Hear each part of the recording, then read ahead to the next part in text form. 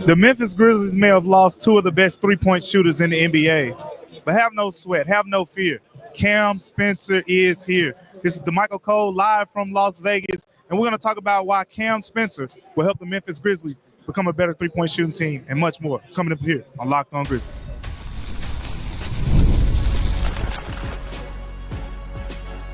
You are Locked On Grizzlies, your daily Memphis Grizzlies podcast. Part of the Locked On Podcast Network, your team every day.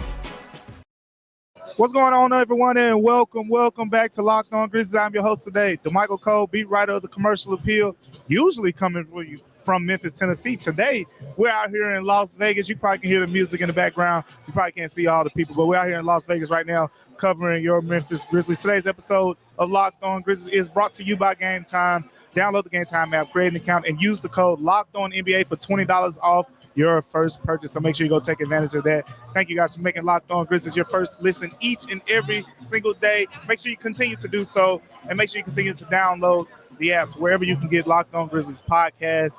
Anywhere you like to listen, anywhere you like to watch, Locked On Grizzlies is there. I'm here in Las Vegas right now, right now inside the Thomas and Mack Center. No Grizzlies basketball on today at the time of this recording, but by the time you see this, it will be the day that the Grizzlies will be in action against the Boston Celtics for their first Summer League game. In today's episode, we're going to talk about Cam Spencer, we're going to talk about Gigi Jackson, and we're going to talk about some keys, some things to watch in that game. But we got to start with Cam Spencer because I was at Grizzlies practice on yesterday. I got to talk to Cam Spencer, got to talk to Gigi Jackson. And in the time we're talking to Cam Spencer, we talked a lot about going into year two. And if many of you know, when it comes to basketball, when it comes to football, when it comes to really a lot of sports, a lot of a popular cliche phrase or thing that you hear in sport is the jump from year one to year two with players. And when I was talking to Cam Spencer, and if you've been watching him, if you watch Cam Spencer in Salt Lake City so far, he had two completely different types of performances that we're going to talk about, but he played well in both games. If you watch Cam Spencer, you saw a player that looks visibly better than the player that we saw as a rookie who didn't really get to play much, did have some good moments. That Suns game is one that stands out to a lot of people against the Suns, where he kind of was antagonizing Kevin Durant a little bit, knocked down some big shots, helped the Grizzlies win that game. That's one that stands out.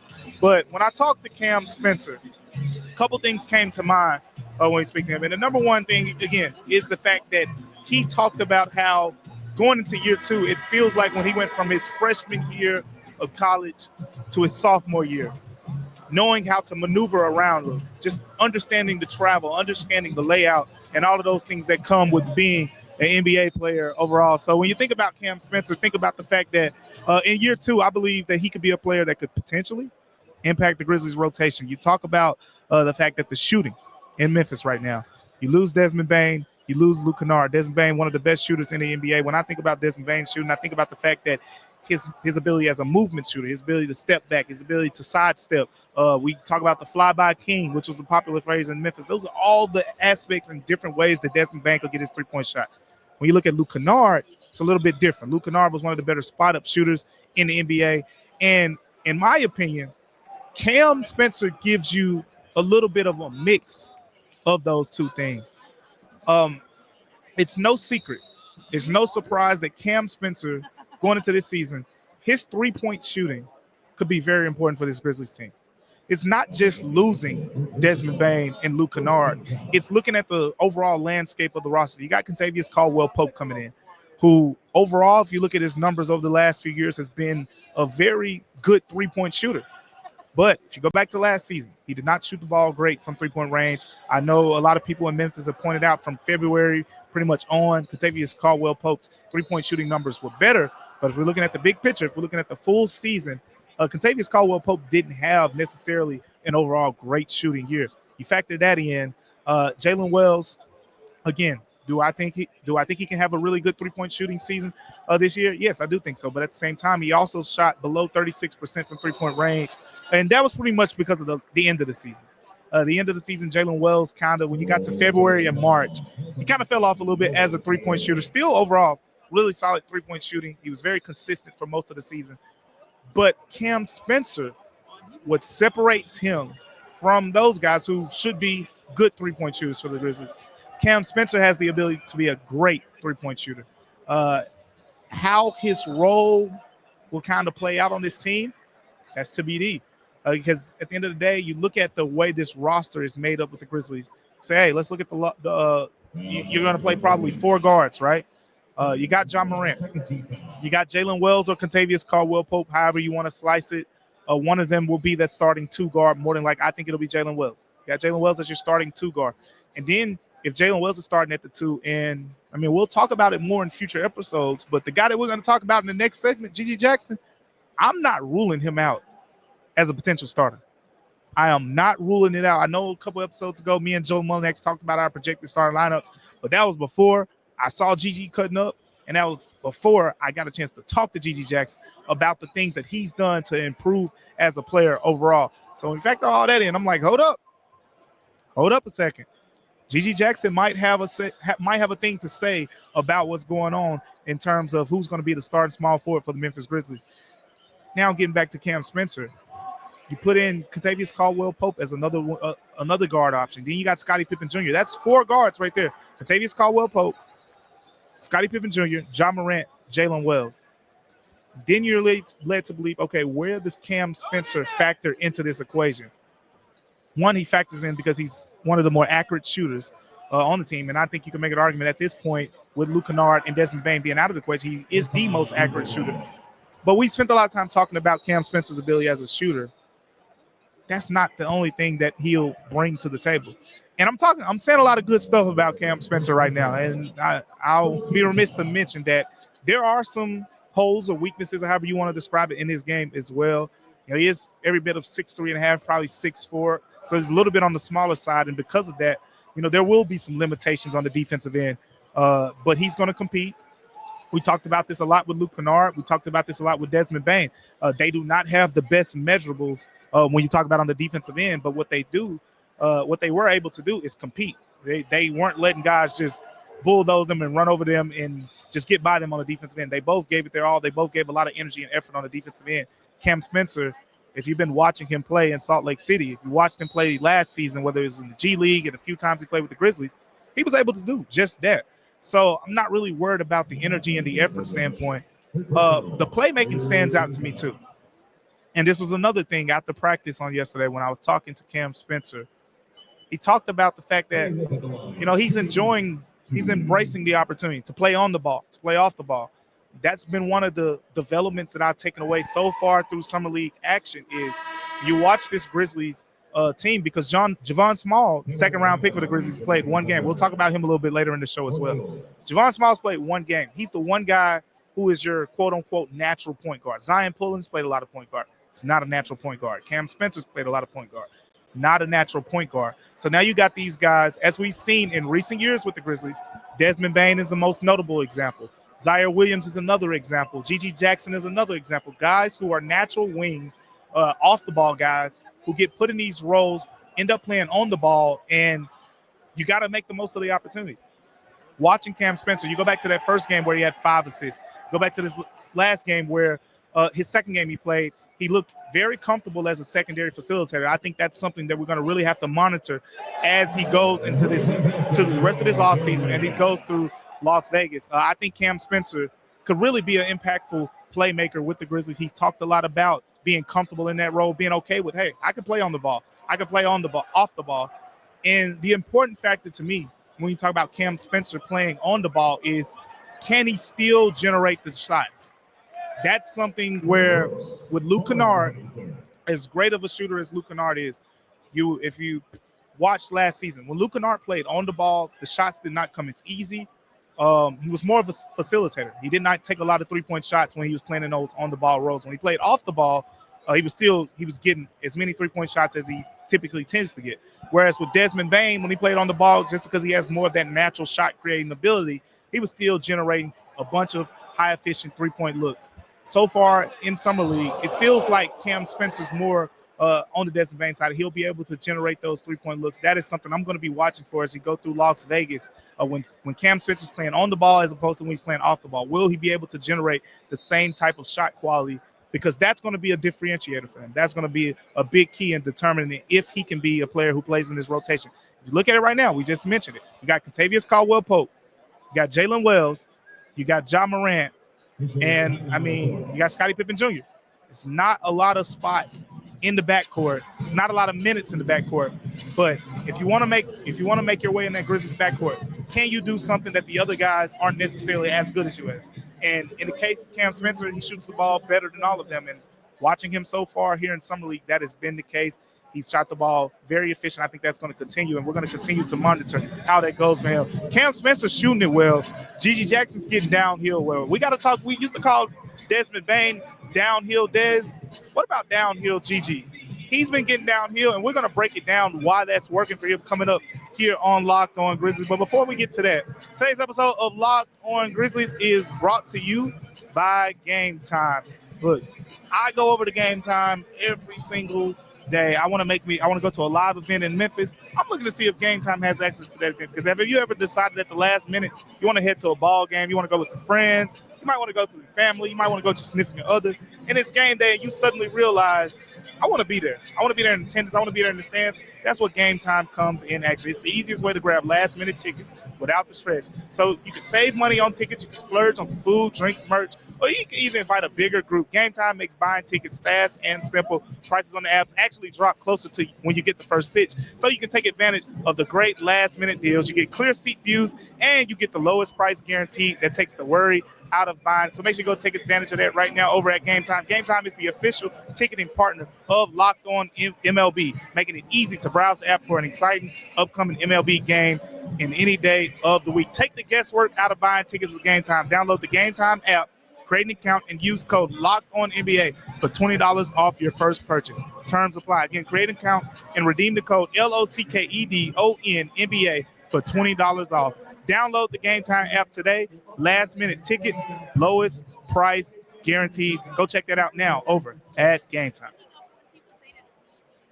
Welcome back here to Locked On Grizzlies, where we got to talk about downhill Gigi Jackson. Now, when we've talked about Gigi Jackson in the past, the key term that's come to mind when we critique his game is efficiency, right? Efficiency, especially on the offensive end. We know he can score. Everyone's seen him hit a bunch of three-pointers. You've seen him knock down some mid-range jumpers. You've seen him get to the cup. Seen all of this. But the efficiency numbers will tell you that Gigi Jackson, despite being 6'9", 220 pounds or so, just physically gifted, he has not been very good at scoring around the basket. Well, you've been watching him in Summer League. You watched them in Salt Lake City, those two games. I watched them, and then I got a chance to talk to him, and it confirmed what I thought and what I saw. Gigi Jackson's getting downhill more. And we talked about it recently. In a recent episode of Locked On Grizzlies, we talked about how Thomas Isolo is emphasizing that part of his game. But it's not as simple as just getting downhill. It's not just, hey, I'm going to attack the basket and shoot a floater. I'm going to attack the basket and shoot a layup or shoot a fadeaway jumper or anything like that. I'm going to attack the basket and I'm going to dunk with two hands. And he's had several dunks over the course of Summer League, over the course of these last two games, where he's throwing down two-handed slams in traffic.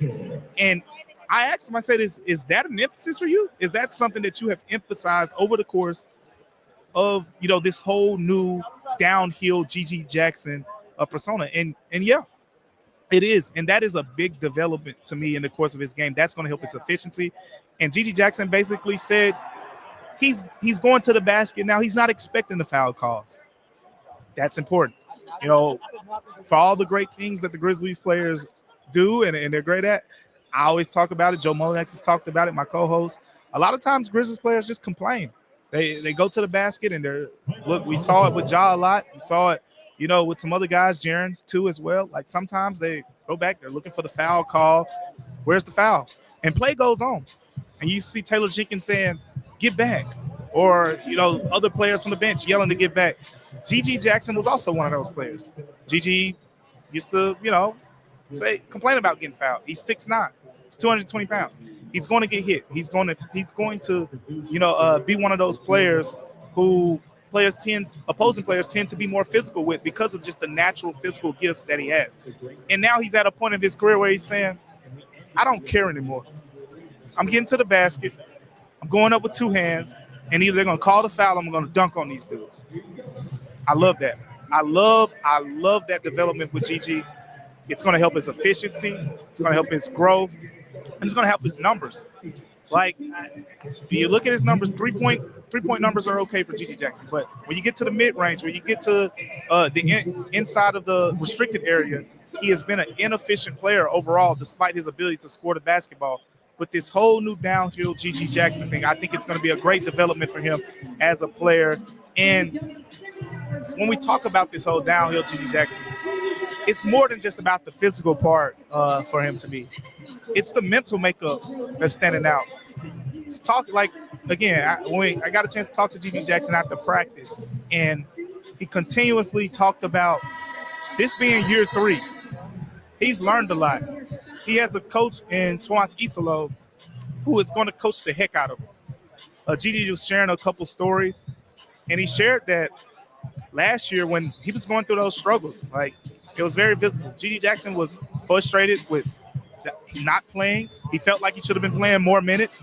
He felt like he should have been on the floor so I could score him.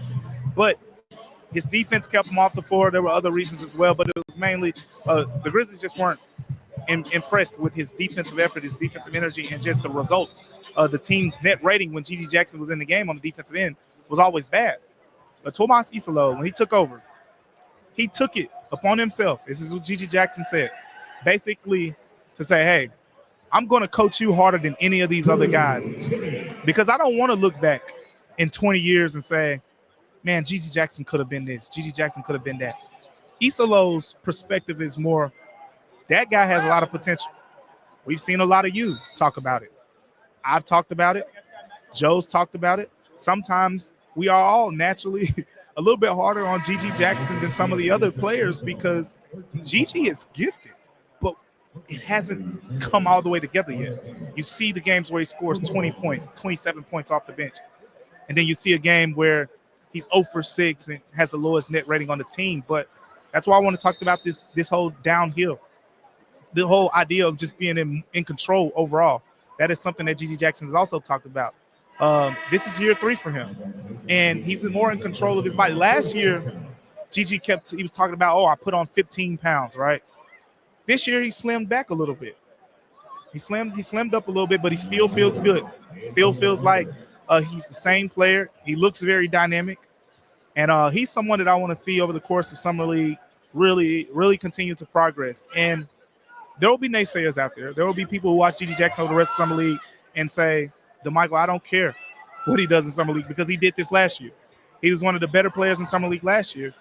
And you also have to remember when Gigi had a great Summer League last season, what happened after that? He had a foot injury. He broke his foot. And we didn't see Gigi Jackson again until next year.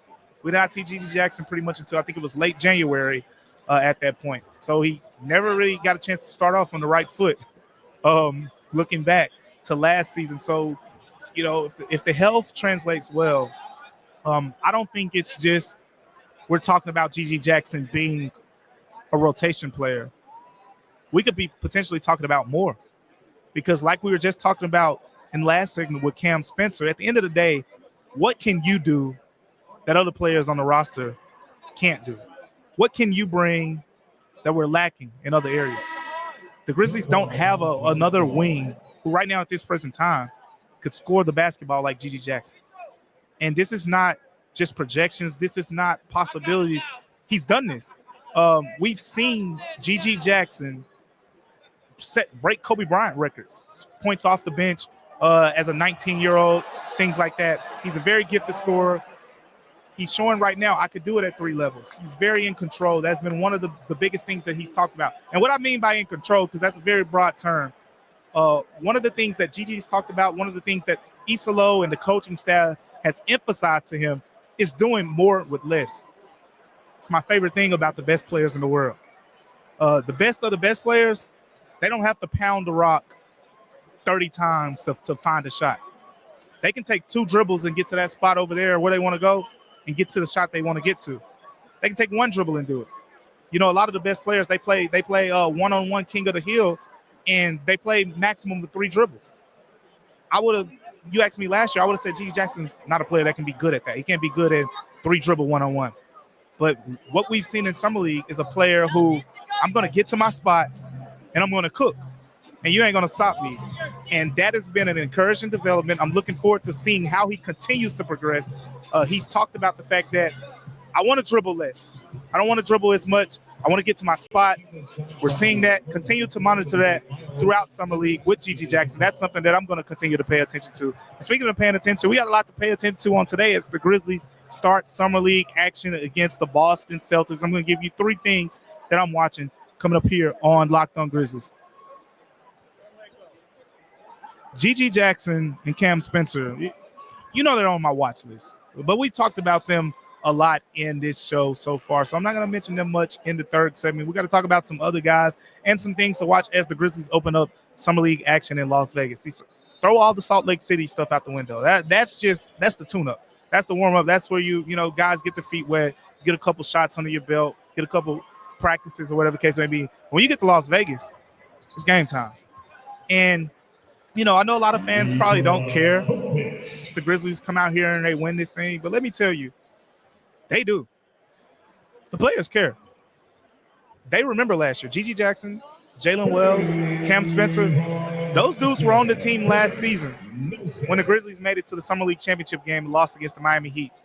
Very close-fought game, a game that they still feel like they should have won, a game that Jaylen Wells will still mention every now and then if you bring up Summer League last year. Like, yeah, we got to get our revenge for the way that played out last season. But 3 things that I'm watching in this first game, other than, if they're going to win or not, this is a Boston Celtics team. You're going to see a familiar face, first and foremost. Kenneth Lofton Jr., former Grizzly, signed with the Boston Celtics. And Kenneth Lofton Jr. is a player who started his career here in Memphis. So I'm looking forward to seeing how that plays out as well. But 3 things that we're going to talk about on the Grizzlies side is, number 1, I want to see Jamaek Mashack. Jamaek Mashack shot the ball very well in Salt Lake City. He had a game where he made 3 out of 4 3-pointers. He made 3 threes. And again, we talked about it on here. When we talk about Jamaek Mashack, if you look at his profile, look at what he brings to the table. Physically, if you watch him, his shooting stroke doesn't look bad. Like, I've seen a lot of people throw out Tony Allen as a comparison. And I got all the respect for Tony Allen in the world. I've seen Tony Allen defense. Tony Allen's probably the best perimeter defensive player I've ever seen in my life. But Tony Allen had an ugly jumper. We didn't expect many Tony Allen 3-pointers or mid-range jumpers, for that matter, to go in. Whereas in the case of Jamaek Mashack, if you watch him, you see a consistent form. You see a shot that looks good. He has solid form, and this was something that he said. If you go back to the introductory press conference, when Jamaek Mashack was talking to the local media in Memphis, he said, I feel like that's an underrated part of my game. So far, he's proven that to be right. In Summer League, he has a smooth-looking jumper, and if he continues to knock those down, that's something that I want to continue to monitor with him. But it's not just that. It's the secondary playmaking as well, because teams in the NBA close out fast. They close out faster than these Summer League closeouts. And what I mean by closeouts is when he's spotting up and he thinks he has an open 3-point shot, that 6'7" wing, that's Kawhi Leonard or Paul George or OG Anunoby, Mikal Bridges, they can close that space just like that. They'll close that space in half a second, and you have to be able to put the ball on the floor and set up your teammates. That's something Jamaek Mashack didn't really get a chance to do much of at Tennessee. It's not something he did much of at Tennessee, but now let's see how that plays out here as we get into Las Vegas. Number 2 is, will Javon Smalls play? Congratulations to Javon Smalls. The Grizzlies officially announced on yesterday that he has signed a 2-way contract. This has been the expectation pretty much since he was drafted by the Grizzlies. But Javon Smalls missed the last 2 games, dealing with a groin injury. He has not been ruled out for Summer League. And I was talking to the people yesterday. He has not been ruled out for Summer League action as of this recording. So there's still a chance that he could play. And now the question is, will he play in this game?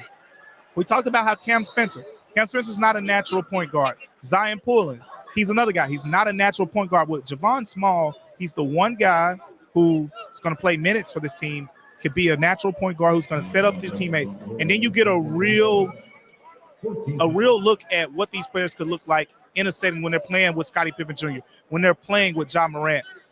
Shout out to my guy Anthony saying he's someone who brought that up to me. Like, summer league is cool and guys get these expanded opportunities, right? But you still want them to play in roles that are conducive, that are similar to what we'll see in the regular season. And when we watch Zaire Williams, a couple years ago in summer league, and sometimes when we watch some other guys, it was like they're playing roles that you're not going to ask Zaire Williams to dribble up the floor and be the primary playmaker during the Grizzlies regular season. That's not what he's going to be asked to do. Cam Spencer's probably not going to be asked to do that much. Zion Pulliam is not going to be asked to do that as well. So you want to see those guys play their more natural roles. Javon Smalls is the one guy who could help them in that case. And last but not least, I want to see Jaylen Wells put together a more efficient offensive performance. Jaylen Wells shot 6 of 18 in the last game. Still had 23 points. Knocked down a couple tray balls, got to the basket, got to the free throw line. But I came away from that game. I wasn't really overly impressed with what we saw in the offensive end. Now, I don't want to contradict myself because at the same time, we saw Jaylen Wells doing a lot of things that he wasn't asked to do last regular season. But I've also said this in previous episodes of Locked On Grizzlies. We've talked about the best version of the Grizzlies is Jaylen Wells being able to do more than stand in the corner, knock down some three-pointers, and get back on the other end and play defense. That's not the best version of the Memphis Grizzlies. The best version of the Memphis Grizzlies is Jaylen Wells being able to pump fake, go to the basket. Okay, I got a layup here. I got a mid-range jumper here. I don't have a shot. Kick it out. Get some assists. I want to see more of the playmaking. As a secondary playmaker, I don't have to see him on the ball and pick and roll, playing like he's Luka or anything like that. I don't really care to see that. But I want to see the efficiency overall from Jaylen Wells to improve. He's better than a lot of these dudes. Defensively, Jaylen Wells has nothing to improve. Nothing to prove to me. He can definitely improve on defense, but he has nothing to prove to me over the course of summer league. When we talk about the offensive end, I want to see him get comfortable. Jaylen Wells has a very smooth mid-range game that we rarely get to see. Showcase that a little bit more because it's butter. It's money. He's money from the mid-range. The three-point shots are going to be there. He's going to get the corner three-point shots. I want to see him going to the basket. Use that decel step that he's come really good at. Go to the basket, decelerate, looking for teammates, looking for himself. Jaylen Wells' efficiency over the course of the rest of the summer league on the offensive end will be something that I'm really want to monitor because that's going to tell me a lot about the ceiling of this Grizzlies team. I'm going to keep reiterating it. It's not Gigi Jackson. It's not Santi Aldama. It's not Scottie Pippen Jr. Other than Ja Morant and Jaren Jackson Jr., Jaylen Wells and Zach Edey will be the most important players for the Grizzlies ceiling. Zach Edey changes everything for you physically around the rim as a rebounder with his screen setting and what Thomas Isolo wants to emphasize. Jaylen Wells is that defensive presence on the wing. He gives you that three-point shooting, and he's 6'7". So if he takes that year one to year two step that we're talking about earlier with Cam Spencer, woo, they'll be in the conversation. The Grizzlies, Joe Molinax just talked about my coach. I think he said the Grizzlies were at around 40.5 wins. Jaylen Wells and Zach Edey become those players that take those year one to year two leaps, that become those players like we're talking about with Jaylen Wells, has more playmaking to his game. They'll win more than 41 games. They'll smash the over if that's the case.